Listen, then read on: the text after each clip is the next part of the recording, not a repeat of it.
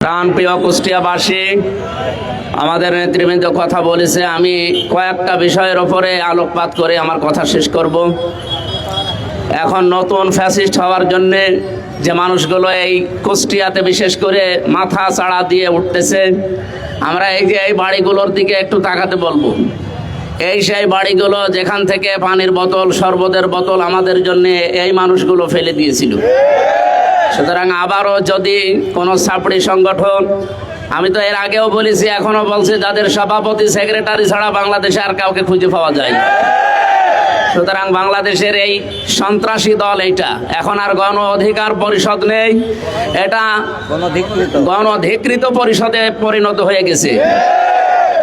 আমি আপনাদের ভোটে নির্বাচিত রানী একজন জনপ্রতিনিধি, আমার সামনে পুলিশের গাড়ি, পেছনে পুলিশের গাড়ি, এরপরও যদি তারা আমার গাড়িতে হামলা করার, আমাকে মেরে ফেলার উদ্দেশ্যে হামলা করার সাহস পায়, আমি বলবো এদেরকে সন্ত্রাসী বলতে আর কোনো বাধা নেই। সুতরাং কোনো সন্ত্রাসীর জায়গা আমার এই কুষ্টিয়াতে হবে না। আমরা যতদিন আছি, বাংলাদেশ জামাত ইসলামী, ইসলামী ছাত্র শিবির, তাওহীদ জনতা এই কুষ্টিয়াতে যতদিন আছে, কোনো সন্ত্রাসী কর্মকাণ্ড আমরা চলতে দেব না ইনশাআল্লাহ। প্রশাসনকে আমরা আহ্বান জানাই, কোনো দলের লেজর ভিত্তি করা যাবে না, সে যেই হোক। আপনারা সরকারি লোক, সরকারের দায়িত্ব পালন করবেন।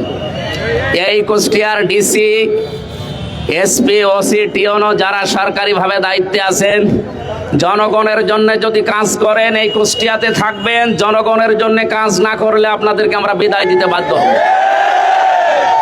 প্রাণপ্রিয় কুষ্টিয়াবাসী, আমরা যারা এই দেশে দিন কায়েমের স্বপ্ন দেখি, আল্লাহর কসম এই খোলা আকাশের নিচে দাঁড়িয়ে বলছি, আমাদের আল্লাহর নামে শপথ নিয়ে বাড়ি থেকে প্রতিদিন বের হওয়া লাগে।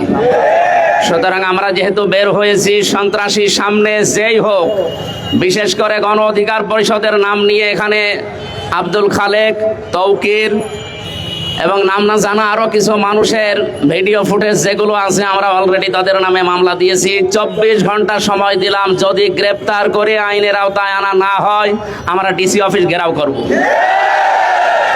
আপনাদেরকে সাবধান করছি, এই কুষ্টিয়াতে কোনো সন্ত্রাসী কর্মকাণ্ড চলতে দেওয়া হবে না ইনশাআল্লাহ। এখান থেকে আজকে কয়েকটা বিষয় জানিয়ে দেই। আমার আসনের ভেতরে বাংলাদেশের এটা একটা আলাদা আসন, আমি তো বলেছি এখানকার সরকারি আমি। সুতরাং এই জায়গায় কোনো চাঁদাবাজি আমার আসনে চলবে না ইনশাআল্লাহ। কেউ কাউকে চাঁদা দেবেন না, কেউ কারো কাছে চাঁদা নেবেন না। যদি কেউ চাইতে আসে বলবেন এমপি সাহেবের কাছে দেওয়া আছে, ওখান থেকে ভাগ নিয়ে আসেন। কার বাবার বুকের কলিজা এত বড় হয়েছে আমি দেখবো ইনশাআল্লাহ। 2 নম্বরের বিষয় বলছি, যারা আমাদের সদর থানার এবং ইবি থানার যারা দায়িত্বে আছেন, এসএলআর, এসপি, ডিসি যারা আছেন, জনগণের জন্য এখন থেকে আমরা যা বলবো আপনাদের জনগণের জন্য হলে এইটাই করা লাগবে। এর বিপরীত যদি কোনো কিছু আমি দেখি বা আমরা দেখি, আপনাদেরকে কিন্তু এই জেলায় আমরা আর থাকতে দেবো না। কারণ এই জেলা আমাদের জেলা, আমাদের প্রাণপ্রিয় জেলা।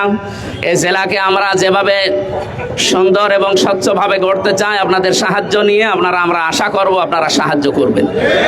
আমার প্রাণপ্রিয় কুষ্টিয়াবাসী যারা এসেছেন, নিজেদের কাজকর্ম বাদ দিয়ে আজকের এই বিষয়ের ওপরে, এই যে অন্যায়ের প্রতিবাদ সভায় যারা আজকে উপস্থিত হয়েছেন, সবাইকে অন্তঃস্থল থেকে ধন্যবাদ জানিয়ে আমি আর একটা কথা বলতে চাই শেষে। বাংলাদেশে এই 55 বছরে যে গেমটা জামাত শিবিরের ওপরে খেলা হয়েছিল, রাজাকার, আলবদর, জঙ্গি, বিভিন্ন ট্যাগ দিয়ে, এগুলো ভারতের একটা নাটক। এই নাটক বাংলাদেশে এখন আর খায় না এবং ভবিষ্যতেও কেউ খাবে না ইনশাআল্লাহ।